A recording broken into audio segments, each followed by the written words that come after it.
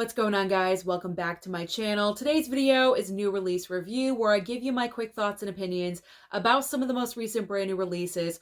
Are they worth your time? But most importantly, are they worth your money? So I'm starting off with a title I was so excited to hear that was getting a 4K upgrade. My inner child was ecstatic. And that movie is, you guys have been watching, you probably already know, it's the Muppets Take Manhattan. When I was younger, I was literally obsessed with this movie. I watched it all the time on repeat because when I was younger, and I still am, I just loved music and musicals and drama and theater and dancing, anything artistic I was into. And that's pretty much what this movie is all about. You have the Muppets that want to sell a musical that they created in community college. It's ridiculous, I know. They went to community college. They created this musical. They want to sell it on Broadway to a producer, and that's what this film is all about. So that's the reason why I just absolutely loved this movie as a kid. And I still do. I still do love this movie. It was such a trip to rewatch this so many years later as an adult.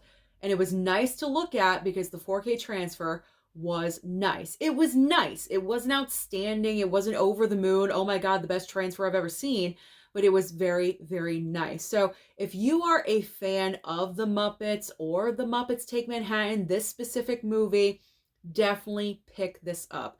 You will not regret it. If you have to wait for a sale, then wait for a sale, but it is worth it. If you love this movie like I did, and I really loved it, then you got to pick it up. You need this. Everyone needs this in their collection. So I loved it. I absolutely love the Muppets Take Manhattan.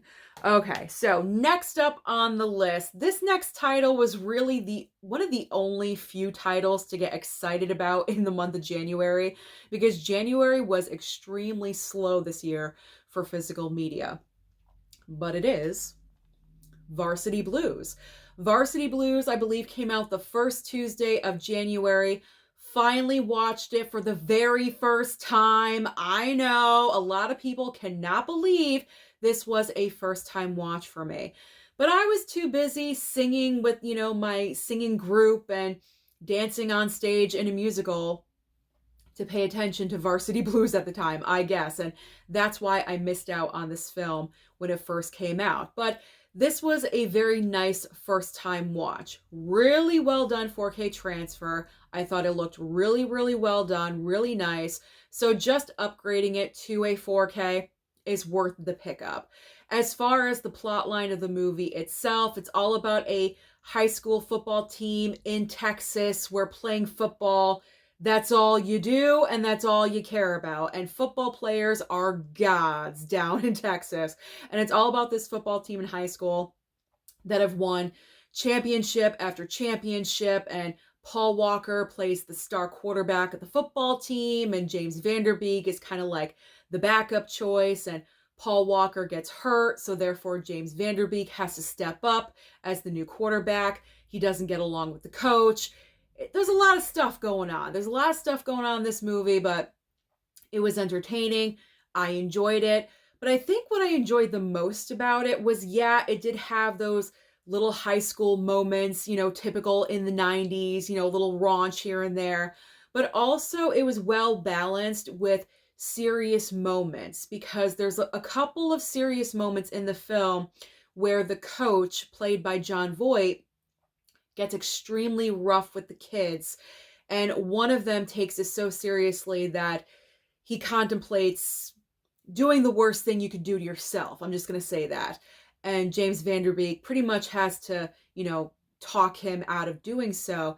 That's serious stuff. That is very extremely serious. And you know what? This happens every day, because I feel like, especially nowadays, like coaches and parents, they're just so into competition. Like, you have to win, you have to be the best, and you don't. It's a game. At the end of the day, it's a game and you're supposed to have fun. So that's what I really enjoyed about this movie. It's like, it had the fun parts, the little raunchy bits here and there, but the way they balanced it with the drama, I thought it was done well. So I really enjoyed the first time watch of Varsity Blues. So definitely pick this one up. I do recommend this one as well. Okay. Suitable Flesh. Okay. Suitable Flesh. This horror film was interesting because I had heard about this movie from Cody Leach. I watch Cody Leach's channel a lot, and he had seen this movie at some festival that he went to, so he had spoken about it on his channel. So I was aware of the film, and I was interested in picking it up because I wanted to experience it for myself, so I did. And this is a horror film starring Heather Graham, as you guys can see. I mean, where's she been? Like, it's been a while since I personally have seen Heather Graham in anything, so that was nice to see her back on screen. You do have Barbara Crampton, legendary Barbara Crampton in this movie, and I would say she was the best part of the movie for me. I know that's kind of like weird saying that because Heather Graham is the star of the movie. She's the main star of the film, but I preferred Barbara Crampton. I thought her performance, like, just kind of overshadowed Heather Graham's just a little bit. But if you're interested in Suitable Flesh, this movie is interesting. It's not the most original idea or concept because we've done body swapping movies before, obviously Freaky Friday, things like that. But this is like, I guess, Freaky Friday horror style, if you will. You have Heather Graham right here with her knife. Heather Graham plays, I guess, a psychologist in the film, and she's working one day, and all of a sudden, this kid right here busts into her office, and there's just something really off about him, and he gets a phone call from his dad, and pretty much what's going on is that his dad is body swapping with him. And I think, if I'm remembering correctly, if they do it a third time, it's permanent, and the kid is going to lose himself in another body or something like that. And that's what this movie is all about. It's about body swapping. They're body swapping throughout this entire film. The dad's body swapping into Heather Graham's body, and then their body swapping. Like, that's all this is. It's body swapping and sex. That's all that's in here. Body swapping and sex. That's it. That's all that's happening.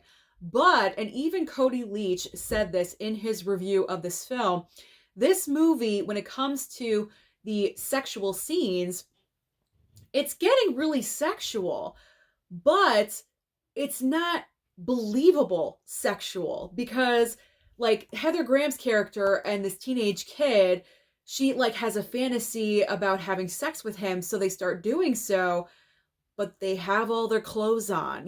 Like, I would think he would rip her top off, or so. It's like, it's not realistic. It's what I'm saying. It's not like I want to see that. I'm not like that. I'm just saying, like, it's not realistic. If you're, like, in the heat of the moment in passion and you're ripping clothes off is what I'm saying. And these people are fully clothed. It just doesn't make any sense. I mean, it was a fun movie overall. Definitely interesting. It was not boring. I will say that. I'll take this over boring. I'll get to boring. That's going to be like the last movie in the stack. Trust me. But it's not boring. It's definitely not a boring movie, but it's not the most original idea. The sex scenes could have been more revealing. It's kind of like a mixed hodgepodge. So I can't necessarily say, yes, go out and buy Suitable Flesh, but I will say go out and buy this movie if you really love Barbara Crampton. If you're like her, like how I am with Nicolas Cage and Jason Statham and Sly Stallone, oh my guys. If you have like a Barbara Crampton collection, yes, pick this up and add it in. I mean, if you're into body swapping movies, I guess, like, pick this up, but you don't need to have this. It's not a necessity for your horror collection, but I think it was about $14.99, so it wasn't too overly pricey, so I don't totally regret this pickup, but I mean, I could have left it alone and I would have been fine. You know what I'm saying? So you don't need this one. You don't have to have this one. This one is more of like an option. It could be an option for you. Okay. You got all that? You got all that, right? Okay. Let's move on next to the Queen, Elizabeth. Now, this 4K came out months ago, but I did not see this until a couple of weeks ago, so that's why I'm going to talk about it. Now, I'd never seen this movie either, so this again was a first time watch for me, and I really enjoyed this movie because I'm obsessed with royals. I like to know about royal families, like the connections, and I loved finding out information with Elizabeth because I really don't know anything about her. And so this movie was really eye-opening to how she was treated and how the country just reacted to her, being on the throne and controlling the country. And it was really, really educational for myself.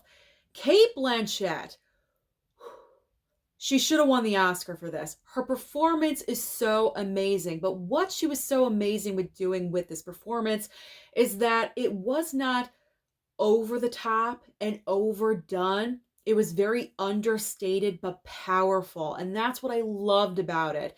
And in this film, this is the movie that really put Cate Blanchett on the map as far as her career. She had done TV. I looked up her IMDb right before I recorded this video. I'm not even kidding you because I just wanted to be accurate. But this was really the first project that probably introduced Cate Blanchett to American audiences because she had done, little TV projects, one episode here and there, probably smaller films. But this was the first major film that Cate Blanchett had done. And this was a fantastic sneak preview of what was to come later on in her career. I mean, she's won 2 Oscars at this point. She's been in so many films and she has so much more left in her to give. And this was a treat, actually. I just really, really enjoyed this film. I'm not really sure what you guys think about this movie, but if you love, now I don't love history, okay? I don't love history, but I just like learning about royals and their connections and how it was on the throne at the time, things like that. I don't absolutely love history, but if you love history, if you love royal families, anything to do with sitting on a throne, go with Elizabeth. Go with Elizabeth because this was good. And the 4K transfer was nice. Again, not totally outstanding or anything, but it was nice to look at. It was nice to look at. So overall, definitely pick up Elizabeth. This was worth it. I picked it up on sale. It was like $16.50, no slipcover, but I don't think it ever came with a slipcover, so that is all right. So I am so happy that I watched Elizabeth finally. Finally. All right. 3 more movies to go. All right. Thanksgiving. I mean, this was just fun. This was in my top 10 horror films of last year. I went to the movie theater to see Thanksgiving. It was just a great, fun slasher because we need more horror films taking place at Thanksgiving. And so this was a rewatch for me. It was Mama Blu-ray's first time watching this movie. So we watched it together, obviously, and she loved it as well. If she really enjoys a movie, she claps when it's over, and I always tease her about it. I'm like, stop with your clapping. But if she really enjoys it, she claps. So she clapped for Thanksgiving, so that was a good sign. This was a fun rewatch. Is it a perfect film? No, absolutely not. It is not a perfect movie. A lot of movies out there that I really enjoy are not perfect. And yes, Thanksgiving is one of those movies, but I just love the overall theme of the movie. It is so Thanksgiving through and through. You have the vibe of, just getting together with families, kids reuniting, being away and then they're coming back and, that Thanksgiving feel. You know what I'm saying? Like, you can feel that in this movie. And then obviously the opening scene where it's Black Friday and it's complete chaos and everything happening. It's realistic. I mean, I don't know how realistic, about that. I don't know. They go a little overboard, but I thought it was entertaining. I did. I like the opening scene. I thought it was entertaining. But my favorite part about the entire movie were the kills. The kills were awesome. They were Thanksgiving themed, and I like the outfit that the killer wears. That's really good. So yeah, it's not a perfect movie by any means, and the killer reveal leaves something to be desired, but the movie was popular enough to get greenlit for a second film coming out next year. So we only have to wait a year, and we're getting Thanksgiving too. So I'm excited about that.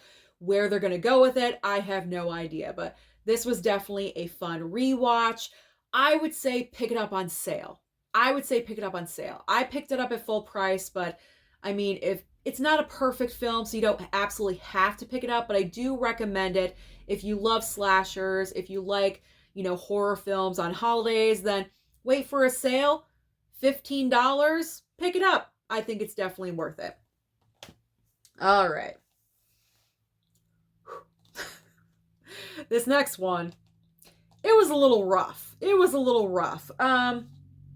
Cutting Class. Let's talk about Cutting Class for a second. So I had never heard of this movie before, but this is the most recent 4K with the MVD, the brand new line of 4Ks. So I really want to try to collect all of them. I have Swamp Thing. I do have Ghoulies. Ghoulies 2 is supposed to be the third one in line, but that's not coming out yet. And so this is number 4. So I said, okay, let me pick up Cutting Class. I'd never seen them. A lot of these were never seen it.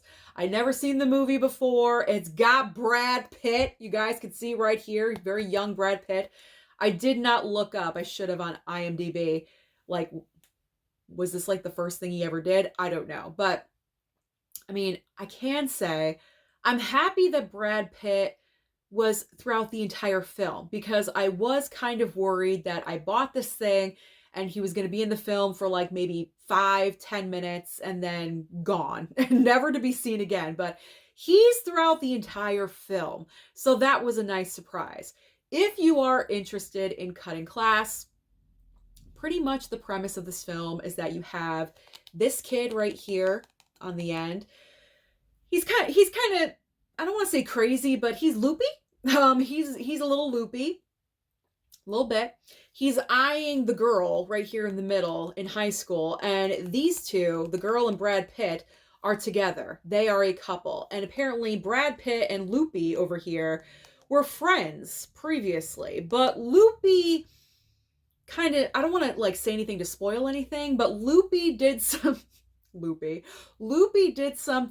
to kind of separate himself from everyone else in the high school class. That's all I'm going to say, because you can probably guess where that's going to go. So he's like recently back at school and he's eyeing Brad Pitt's girl here, and it's kind of all about that. This is bad writing, by the way. This is one of the worst horror films as far as the script that I have ever seen.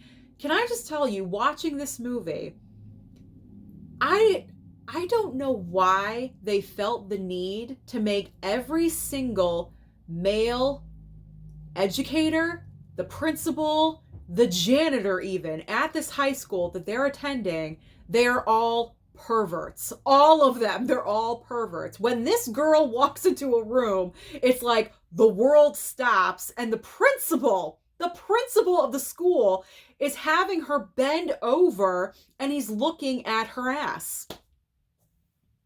Okay. Wow. That awesome. Great. Like I lost count. I lost count at how many different creeps that there were in this movie. And like I said, the writing is abysmal. It's just not good. It is one of the worst scripts I've ever seen, heard in my entire life. It's not good. So you don't need this. You don't have to. I mean, pick this one up if, you're collecting the 4Ks like me. Or if you need to complete that Brad Pitt collection, then I would say yes. If you're a fan of Loopy, like you can pick this up. I don't know. Do you recognize him at all? If you're a fan of Loopy, then yeah, pick it up. But you don't need to absolutely have Cutting Class, because it's really not that great. It really is not, unfortunately. I expected a little bit better than this. And Martin Mull is also in this movie, and he plays the chick's father, and the entire situation revolving around him. I'm not going to say anything because I'm not going to spoil it, but the entire situation with his character is completely ridiculous. It's just completely ridiculous. Like, so stupid. So if you love dumb, fun horror slashers, there you go. Like, if you love that stuff, then definitely pick up Cutting Class. But other than that, you don't have to. You don't have to. You don't need it. Trust me. You don't need it. Loopy. Okay. If you're a fan of Loopy, then pick that up. Okay, so now the final movie I'm going to share my thoughts about. This one was rough. This one was rough. I just watched it last night, so it's fresh in my brain. And that is Silent Night. Oh my God. How do you make an action revenge film boring? How do you do that? First step, you hire John Woo as the director, because he's the one that directed this POS. And that's all I'm going to say. Like, it's called Silent Night for a reason. This is, I guess, double entendre, if you will, because the events that occur in this film happen on Christmas Eve. So there we go. Silent Night. That makes sense. But also, if you have not seen this movie, I'm going to try to be vague so I don't spoil it if, you know, you're curious about it. But it's also called Silent Night because they don't talk in the goddamn movie. No one talks. It felt like the longest movie of my life. And this film is about an hour and a half. No one talks. No one speaks. This movie had a lot of potential. And because of that one artistic choice to have no one speak in the film, ruined it. Ruined it completely. Because in this movie, you have Joel Kinnaman right here, who is great. And I just feel like he has so much potential, but the projects that he chooses, and I'm getting this from Cody Leach, but I feel the same way as Cody. And this is why I watch him all the time, because we have the same opinions. Like, Joel Kinnaman is so good. He is talented, but his talent is being wasted in movies like this. Like, it's not good. It's not good. So in this film right here, he plays someone where him and his wife and his young son, they don't live in the best area. There's a lot of gang activity, drugs being sold, things like that. And what happens is that something occurs where he loses his son. And this is not a spoiler because that's in the trailer. And so because of the events that happened with his son, he was also a victim. And so he was shot in the throat. And so he can no longer speak. He can no longer speak. So that's why also Silent Night, where he can't speak. Okay, that's fine. So then he wants revenge and he wants to kill everyone that was responsible for the events that occurred. Okay, great. Sign me up. I love a great revenge film. Jason Statham all the way. Like, no, like Jason Statham style. That's what I meant. That's not what this is. This is a silent film with Joel Kinnaman playing out events. Like, it's just so odd. The choice was so weird. It's fine that he is silent. That makes sense. But his wife says maybe 6 words to him in the entire film. This was a moment where if a couple loses a child, you don't remain silent. You have a slew of emotions that you need to express together so that way you get through it. Otherwise, you're dead. The marriage will be DOA. You know what I'm saying? Like, it made no sense for this wife to just portray this silent character, not saying anything to her husband who just came home from the hospital. Like, it was just ridiculous. The police not talking, like very low in the background. It made no sense. Absolutely no sense. And that is what killed this movie. The choice to make the entire film silent was just stupid. It was just stupid and dumb. I was bored watching it. So bored. I wanted to enjoy it. I really did. I was hearing reviews about it and people are saying things. And I'm like, is this movie really as bad as people are saying? Yeah, it is. It is. John Woo, you are better than this. Okay, you are much better than this. What were you thinking?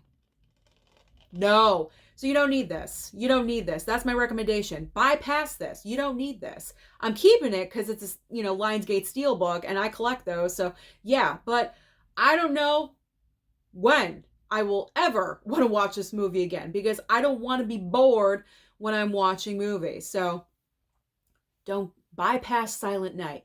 You just don't need it. So those are just some of the... We're at the end. I'm not starting over. So those are just some of the brand new releases I've been watching lately. There we go. You know me. I always have to mess up one time during a video.